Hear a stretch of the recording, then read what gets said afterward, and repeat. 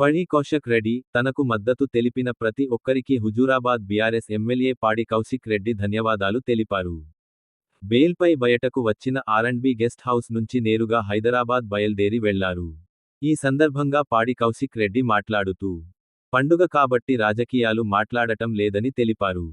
Court ఆదేశాల ప్రకారం కరీంనగర్లో ఏం మాట్లాడటం లేదని అన్నారు. రేపు హైదరాబాద్లో ప్రెస్ మీట్ పెడతానని వెల్లడించారు. నిన్న సాయంత్రం హైదరాబాద్ జూబ్లీహిల్స్లోని ఓ టీవీ ఛానల్ ఎదుట పాడి కౌశిక్ రెడ్డిని కరీంనగర్ పోలీసులు అరెస్టు చేశారు. అక్కడి నుంచి నేరుగా కరీంనగర్కు తరలించారు. రాత్రంతా కరీంనగర్ 3 టౌన్ పోలీస్ స్టేషన్లోనే నిర్బంధించారు.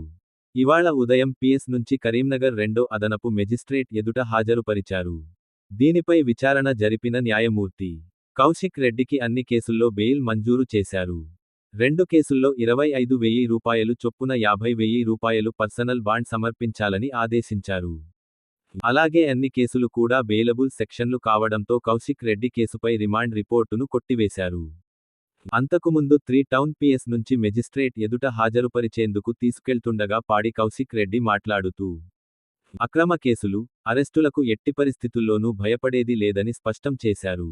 అమ్ముడుపోయిన ఒక ఎమ్మెల్యేను నిలదీసినందుకు తనపై అక్రమ కేసులు పెట్టారని, పండగ పూట రాత్రంతా పోలీసు స్టేషన్లోనే ఉంచారని అన్నారు. సీఎం రేవంత్ రెడ్డి తనపై ఎన్ని అక్రమ కేసులు పెట్టినా భయపడేది లేదని తెలిపారు. 6 గ్యారంటీలు అమలయ్యే వరకు ప్రశ్నిస్తూనే ఉంటానని స్పష్టం చేశారు.